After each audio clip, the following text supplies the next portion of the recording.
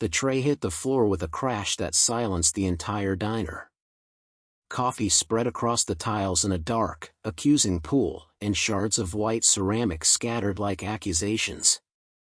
Lena Carter stood frozen, her hands still extended where the tray had slipped, her eyes wide with the kind of terror that comes from knowing you can't afford one more mistake. "Are you kidding me right now?" The voice cut through the silence like a whip. Paula Briggs, the restaurant manager, stormed across the dining room, her heels clicking against the floor with military precision. Every eye in the diner turned to watch the execution. "Lena! What is wrong with you?" Lena's lips trembled. "I'm sorry, Miss Paula. The tray was slippery, and I don't want excuses." Paula's face was red, her voice rising to ensure everyone could hear. "This is the third time this month. Do you know how much that coffee cost? Do you know how much those plates cost?" "I'll pay for it," Lena whispered, her voice breaking.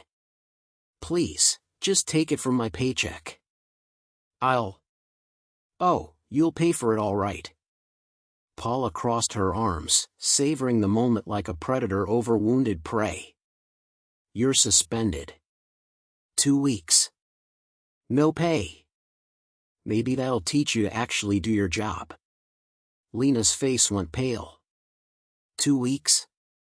"Miss Paula, please. I can't, I have bills. My son needs medicine. Please don't. Should have thought of that before you got careless." Paula's smile was cold and satisfied. "Now clean this mess up and get out. I don't want to see your face for 14 days. The entire diner was silent. No one moved. No one spoke. They just watched as Lena Carter, 28 years old and working 3 jobs to keep her son alive, dropped to her knees on the dirty floor and began picking up the broken pieces with her bare hands. "Please," she whispered, so quietly most people couldn't hear. "Please don't kick me out. I'm already hurt." In the corner booth by the window, a man watched the whole scene unfold.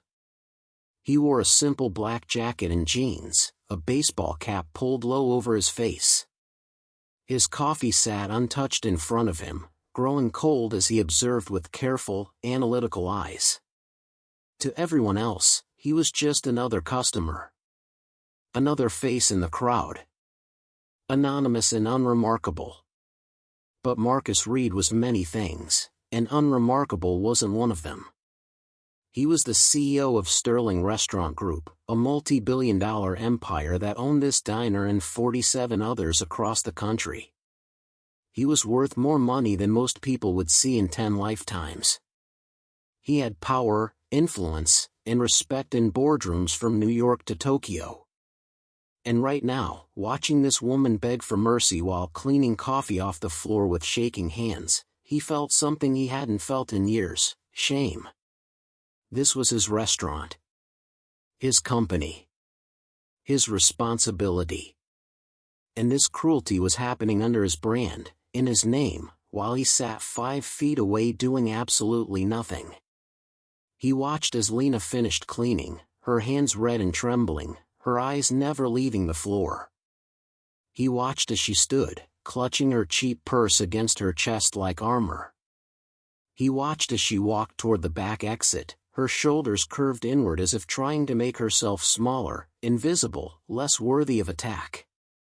Paula was already back at the hostess stand, laughing with another server as if nothing had happened. As if she hadn't just destroyed someone's life over spilled coffee.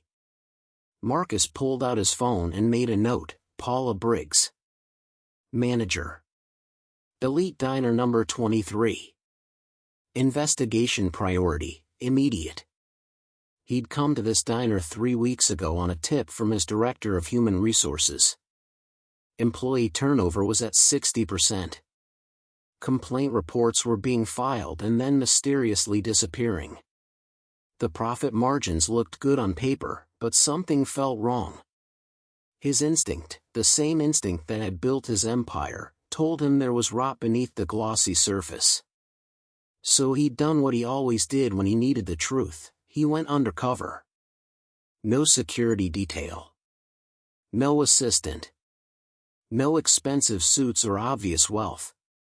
Just Marcus, a regular guy, eating mediocre food and watching how his company actually treated the people who made it run. And what he'd seen in 3 weeks made him sick. But this, watching Lena beg, this was different. This wasn't just bad management or corporate inefficiency. This was cruelty. This was a person with power choosing to hurt someone with none. This was everything his mother had taught him never to become.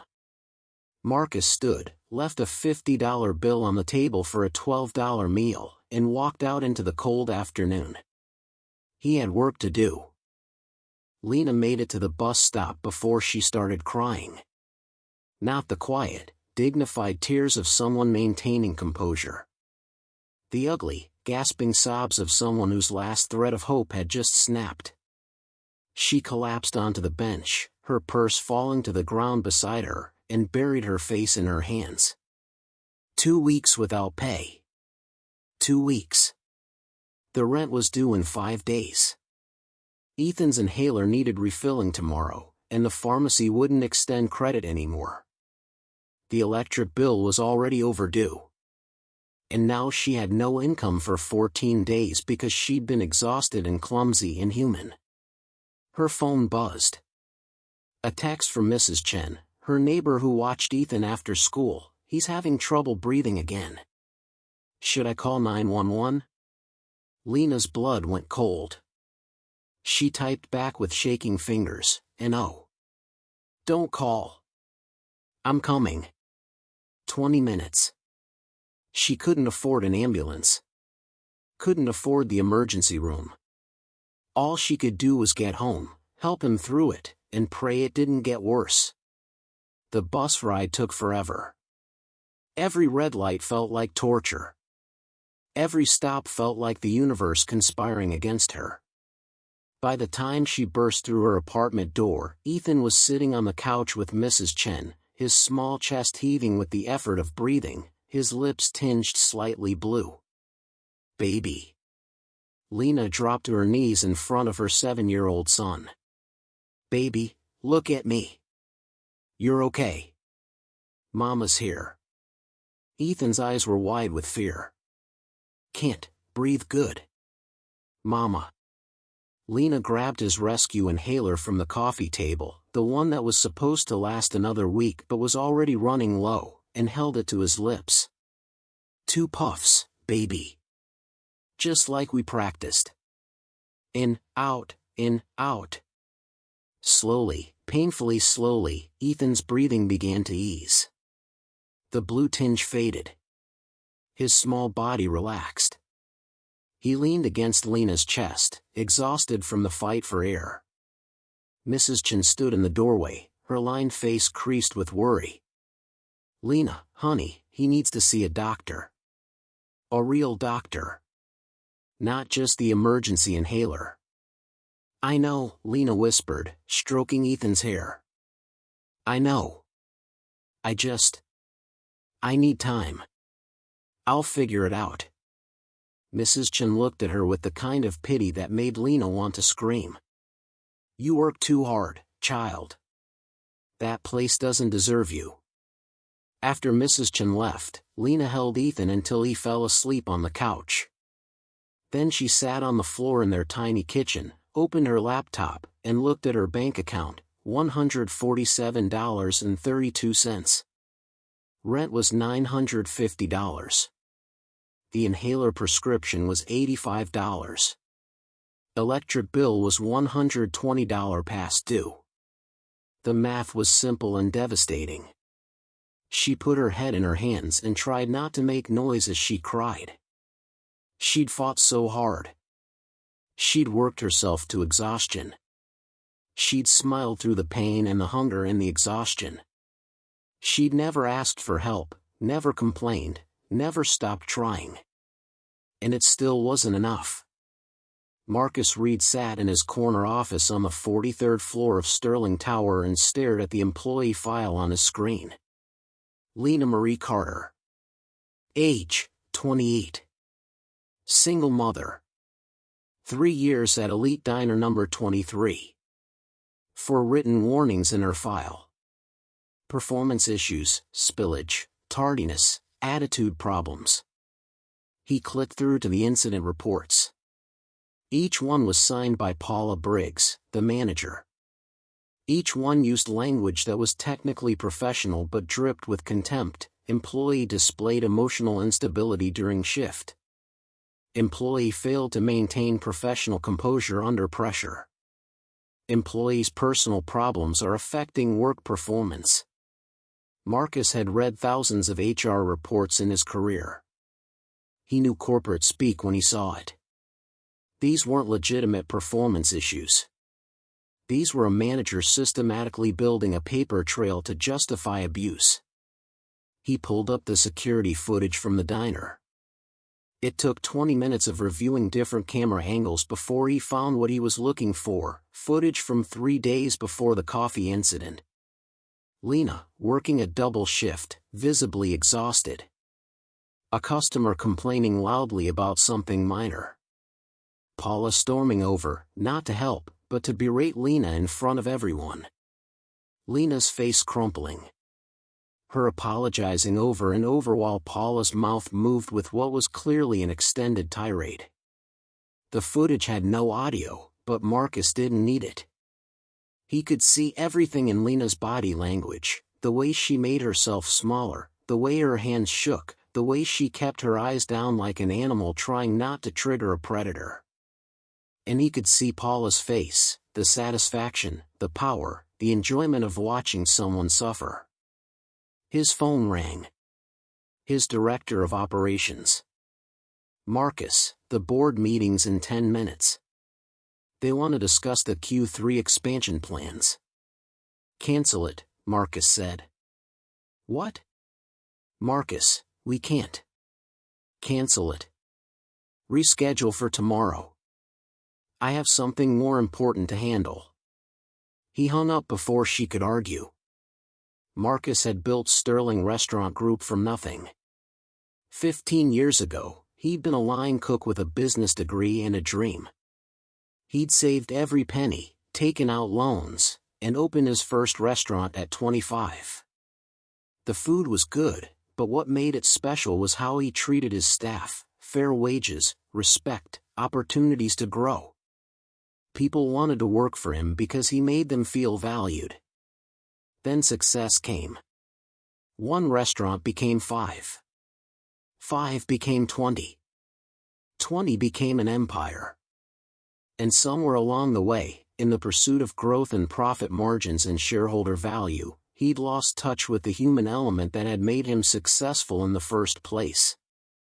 He'd become the kind of CEO who looked at spreadsheets instead of people. Who measured success in quarterly earnings instead of employee satisfaction. Who let managers like Paula Briggs destroy lives because the numbers looked good on paper. His mother would have been ashamed. Marcus made a decision. He pulled on his simple jacket and baseball cap, walked out of his office past his confused assistant, and drove back to Elite Diner number 23. It was dinner rush when he arrived, and the place was packed. He took the same corner booth he'd occupied for 3 weeks and ordered coffee. Paula was working the floor, her smile bright and fake as she chatted with customers. He watched her for 20 minutes, taking mental notes. She was charming to people she perceived as important: well-dressed customers, business people, anyone who might complain to corporate. But her staff? He saw her snap her fingers at a busboy. Saw her roll her eyes when a young server asked a question. Saw her publicly correct a hostess over something trivial, using a voice loud enough for nearby tables to hear. She was a tyrant. And she was good at hiding it from anyone who mattered. Marcus pulled out his phone and sent an encrypted message to his head of security: need full background check on Paula Briggs, manager Elite Diner number 23. Also need employee interview transcripts. Anonymous. I want to know everything. The response came back within an hour, delivered to his phone in a secure file.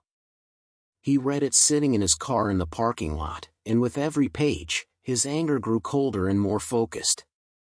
Paula Briggs had a pattern. This was her fourth management position with Sterling Restaurant Group in 5 years. At each previous location, employee turnover had spiked dramatically during her tenure. At each previous location, there had been complaints that mysteriously got lost in the HR system. At each previous location, she'd eventually been transferred, not fired, transferred, to a new restaurant after the complaints got too loud to ignore. And at each location, she'd managed to maintain good profit numbers by cutting labor costs and intimidating staff into working unpaid overtime. The anonymous employee interviews made him sick. Server after server describing an atmosphere of fear. People working while injured because they couldn't afford to call in sick. Tips being mysteriously miscounted. Staff being forced to pay for customer walkouts or broken dishes out of their own pockets, a practice that was illegal but effectively enforced through intimidation. And Lena's name appeared over and over in the interviews. Lena helped me when I was new and Paula was screaming at me.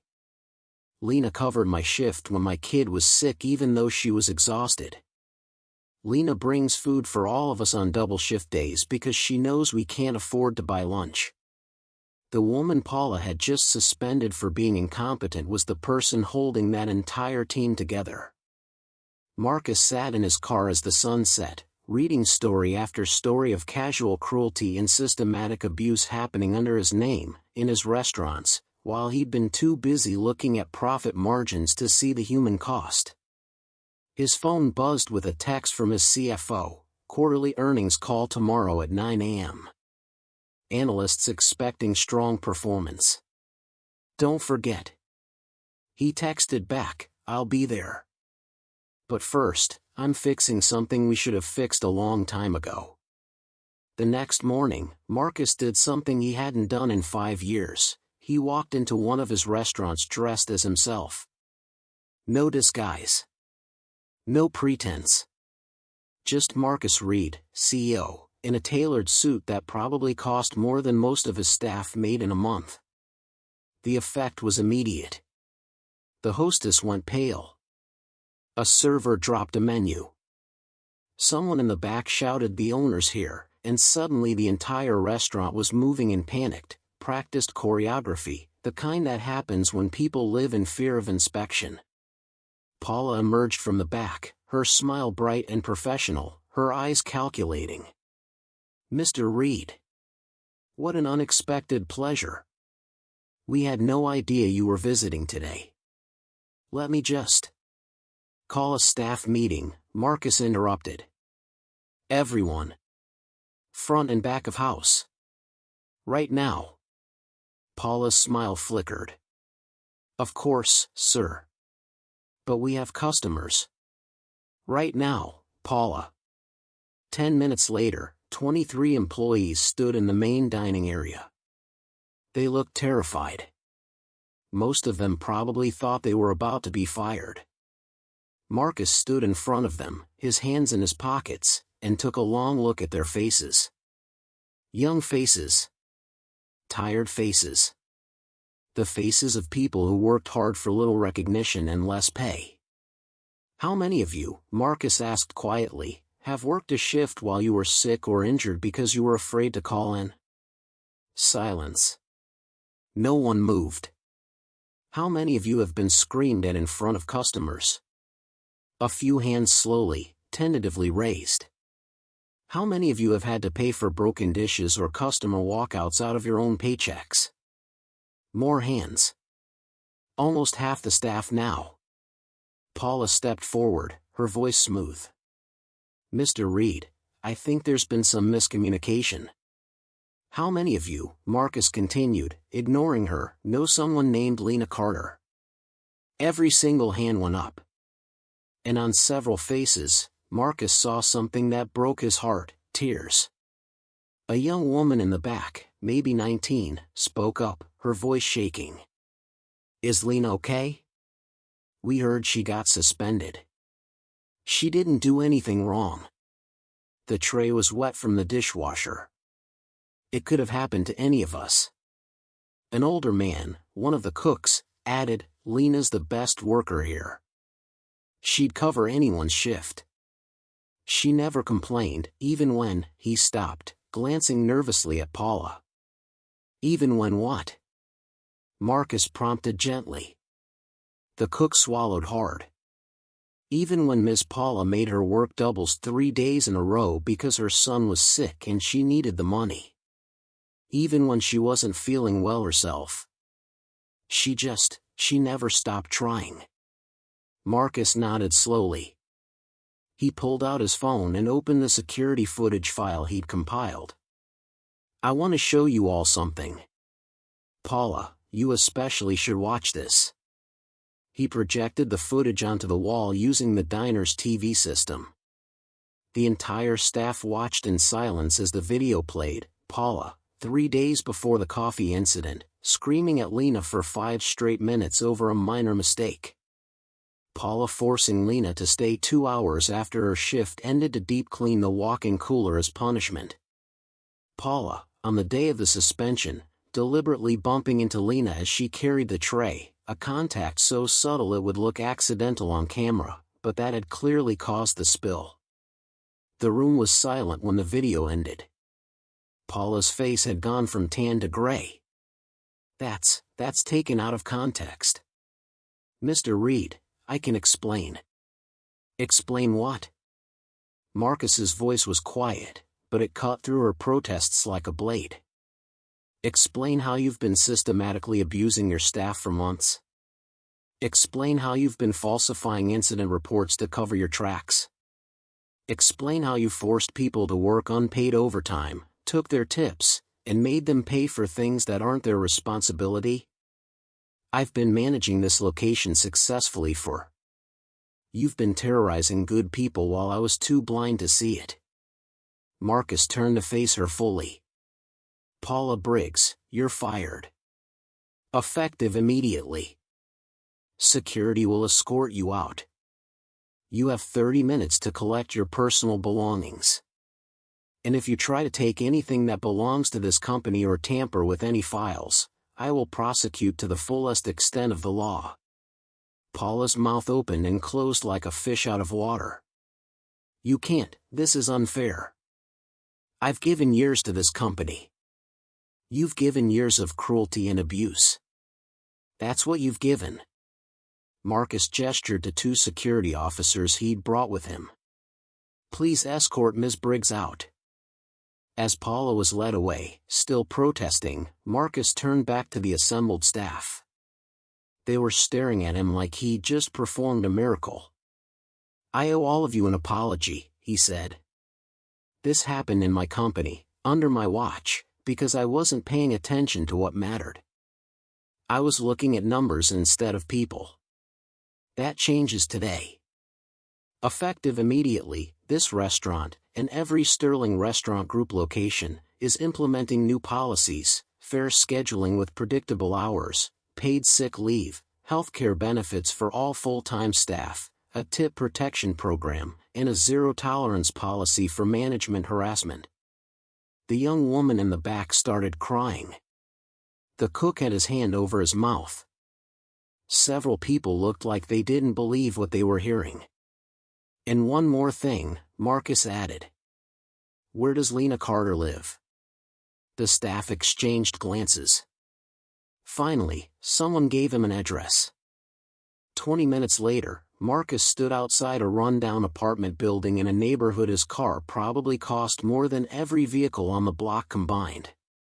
He took the stairs to the 3rd floor and knocked on apartment 3B. The door opened a crack, held by a security chain. Lena's face appeared, her eyes widening in shock. Mr. Reed? What are you doing here? May I come in? Marcus asked. I promise I'm not here to make things worse. Lena hesitated, then slowly opened the door. The apartment was tiny, barely bigger than his walk-in closet at home, but it was clean and organized. Children's drawings covered one wall. A small couch dominated the living room. And on that couch sat a small boy with an inhaler in his lap, his eyes huge as he stared at the stranger in the expensive suit. "Ethan," Lena said softly, "why don't you go to your room for a minute, okay?" The boy hesitated, looking between his mother and Marcus with obvious concern. "Is he here to yell at you too?" The question hit Marcus like a punch. "No, buddy. I'm here to apologize to your mom. And to try to make things right." After Ethan reluctantly retreated to his room, Lena turned to Marcus, her arms crossed defensively. "I don't understand. Why would the CEO of Sterling come to my apartment?" "Because I've been a coward," Marcus said. "I've been so focused on building an empire that I forgot what made my first restaurant successful, treating people with basic human dignity. I let managers like Paula abuse their power while I looked the other way. And when I finally saw what was happening, when I saw you begging on your knees while I sat there doing nothing, I realized I'd become everything I never wanted to be." Lena stared at him. "You were there? At the diner that day?" "I've been there for 3 weeks. Undercover. Investigating why that location had such high turnover." He pulled out his phone and showed her the compiled evidence. "Paula's gone. Fired this morning. And I'm here to offer you your job back with full back pay for the suspension, plus a formal apology from the company, plus compensation for emotional distress." "I don't want money," Lena said quietly. "I just want to work without being afraid. I want to support my son. That's all I've ever wanted." "Then let me make you an offer." Marcus took a breath. "I'm creating a new position, Director of Employee Relations and Culture. Someone who will oversee staff treatment across all Sterling locations, report directly to me, and have the power to investigate and address complaints. The salary is $85,000 a year plus benefits. Full healthcare. Paid time off. And I want you to be the first person in that role." Lena's laugh was sharp and disbelieving. "Me? I'm a waitress with a GED. Why would you?"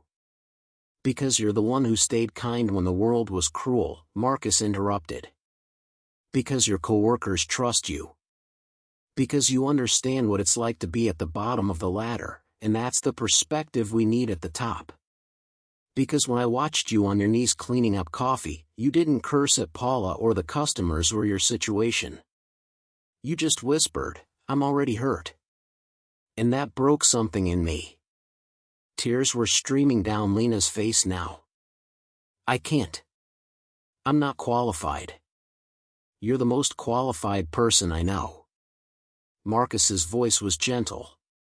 "You've been leading that team without any official authority for years. You've been protecting people, training people, holding things together through sheer force of will and kindness. That's leadership, Lena. Real leadership. Not the kind they teach in business school. What if I fail? Then I'll be right there to help you figure it out. But I don't think you will." He extended his hand. "What do you say?" Lena looked at his hand for a long moment. Behind her, she heard Ethan's door crack open, heard his small voice ask, "Mama? Are you okay?" She thought about all the times she'd worked while exhausted. All the times she'd been humiliated and stayed silent. All the times she'd gone without so Ethan could have what he needed.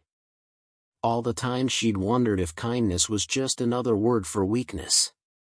And she thought about what it would mean to have the power to stop other people from feeling that way. She took Marcus's hand. "Okay. Yes. I'll try." Marcus smiled, a real smile, the first genuine one he'd worn in years. "Then let's change everything." 6 months later, Marcus Reed sat in a staff meeting at Elite Diner number 23 and listened to his Director of Employee Relations and Culture present her quarterly report. Lena Carter stood at the front of the room in professional attire, her voice clear and confident, her data thorough and compelling. Employee retention is up 43% across all Sterling locations, Lena reported, her fingers moving across her tablet to bring up graphs and charts. Complaints to corporate are down 62%, but that's actually a good thing, because now people trust that complaints will be addressed. We're getting early reports of small issues before they become big problems. The anonymous feedback system has received over 3,000 submissions, and we've implemented changes based on staff suggestions in 37 locations. The board members nodded, taking notes. These same people who'd been skeptical 6 months ago when Marcus announced his new empathy initiative were now seeing the results in black and white. Happier staff meant better service, which meant more customers, which meant higher profits. Additionally, Lena continued, I've been working with regional managers to identify and promote supervisors from within staff ranks rather than external hires. People who understand the culture we're building. We've promoted 19 former servers and cooks to management positions, and their locations are outperforming those with traditional management by an average of 22%. After the meeting, Marcus found Lena in the hallway. That was impressive. The board actually smiled. Lena laughed. Mr. Donovan still looks at me like I'm going to steal the silverware. Mr. Donovan is learning that compassion and profit aren't mutually exclusive. Marcus's expression grew more serious. How's Ethan? Good. Great, actually. The health insurance you included in the benefits package meant we finally got him to a specialist. He's on a new preventive medication. He hasn't had a serious attack in 4 months. Lena's eyes filled with tears. I can't tell you what it's like to not wake up every night terrified he's going to stop breathing. You don't have to thank me, Lena. You earned this. You're doing incredible work. We're doing incredible work, Lena corrected. You could have kept running your company the old way. Made more money with less hassle. But you chose to listen. That's rare. They stood in comfortable silence for a moment, looking out the window at the city below. 6 months ago, Lena had been on her knees cleaning up spilled coffee, certain her life was over. Now she was standing in a corner office, helping reshape policy for thousands of employees across the country. Can I ask you something? Lena said quietly. That day at the diner, when you were sitting in the corner watching everything happen, why didn't you step in? You could have stopped Paula right then. Marcus had been dreading this question. Because I was a coward. I told myself I needed to observe, to gather evidence, to be strategic. But the truth is, I was afraid. Afraid of confrontation. Afraid of disrupting my investigation. Afraid that if I revealed myself too soon, Paula would just hide the abuse better. He turned to look at her. I've regretted that every day since. You were hurting, and I sat there and watched. But you came back, Lena said. You didn't just send HR to handle it or write a check to make it go away. You came back, you fired her publicly, you changed the policies, and you gave people like me a voice. She smiled. That's not cowardice. That's someone learning to be brave. I had a good teacher, Marcus said softly. You stayed kind when the world was cruel. That takes more courage than anything I've ever done. A year after the coffee incident that changed everything, Sterling Restaurant Group threw a company-wide celebration. They'd just been recognized as one of the best companies to work for in the food service industry. Former employees who'd left during Paula's reign were being invited back. New training programs were launching. The culture shift was real and measurable. Lena stood on the stage at the celebration, Ethan beside her in a little suit that Marcus had insisted on buying, and looked out at the sea of faces. These were her people. People who'd been invisible for so long, who'd been treated as replaceable and expendable, who were now being celebrated and valued.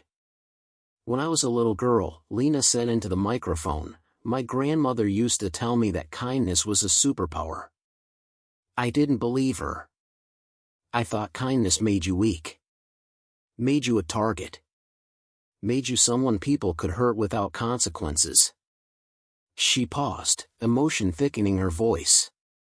But she was right. Kindness is powerful. Not because it protects you from pain, but because it refuses to let pain turn you cruel. And when someone with power chooses kindness over convenience, they can change the entire world. She looked at Marcus, standing in the wings. 6 months ago, I was ready to give up. I was on my knees, literally, believing that I deserved every bit of suffering that came my way. But someone saw me. Someone chose to care when they could have just walked away. And that one choice rippled out to thousands of people whose lives are better now because someone finally decided their dignity mattered. The applause was thunderous. Ethan hugged his mother's waist, grinning up at her. And in the back of the room, an elderly woman with a cane stood slowly, tears streaming down her face. It was Mrs. Chen, Lena's neighbor, who'd been invited to the celebration. Who'd watched Lena struggle for years and had never stopped believing she deserved better. After the celebration, Marcus found Lena on the rooftop terrace, looking out at the city lights. Ethan was downstairs with the other employees' kids, playing games and eating too much cake. You did good up there, Marcus said, joining her at the railing. I meant every word. Lena glanced at him. You know what the weirdest part of all this is? I don't hate Paula. I feel sorry for her. Because she spent so much of her life trying to feel powerful by making other people feel small, and she'll never know what it's like to have real power, the power to lift people up. That's very generous of you. It's not generous. It's just true. Lena smiled. Besides, being angry takes too much energy. And I have better things to do with my energy now. Like changing the world? Marcus asked. Like making sure nobody else has to beg for mercy while cleaning up spilled coffee, Lena corrected. That's my mission. That's what gets me up every morning. Every policy we change, every manager we train, every complaint we address, that's one less person who has to feel the way I felt. Marcus nodded slowly. I've been thinking about something. This initiative, what we've built, it's bigger than Sterling now. Other companies are watching. They're seeing our success and asking how to replicate it. I've been getting calls from competitors, from industry publications, from business schools. That's good, isn't it? It's great. But I think we could do more. I want to create a consulting division. Take the systems we've developed and help other companies implement them. Train managers. Audit workplace cultures. Become the standard for ethical employment in the service industry. He turned to face her fully. And I want you to lead it. As Vice President of Culture and Ethics. Lena's eyes went wide. Marcus, I've been in this role for 6 months. I'm still learning. You've accomplished more in 6 months than most executives do in a decade. You've proven that empathy and efficiency aren't opposites. That treating people well is good business. That the people at the bottom of the ladder often have the clearest view of what needs to change. He smiled. Besides, who better to teach other companies about ethical culture than someone who lived through the alternative? Lena looked out at the city, thinking about how much had changed. Thinking about Ethan, healthy and happy, sleeping through the night without struggling for breath. Thinking about the apartment they'd just moved into, nothing fancy, but clean and safe and theirs without the constant terror of eviction. Thinking about the hundreds of employees who'd sent her messages saying thank you, saying you changed my life, saying I finally feel valued. Okay, she said finally. Let's do it. Let's change the whole industry. Marcus extended his hand, and Lena shook it. But this time, it wasn't the handshake of employer and employee. It was the handshake of partners. Of people who'd seen the worst of corporate culture and decided to build something better. Of two people who'd started in completely different worlds and had met in the middle, bound by a shared belief that everyone deserved dignity. As they stood on that rooftop, the city spreading out below them in a carpet of lights, neither of them knew that their partnership would eventually transform not just Sterling Restaurant Group, but the entire service industry. That their training programs would become the gold standard. That the Sterling Standard, their ethics and culture framework, would be taught in business schools and adopted by companies worldwide.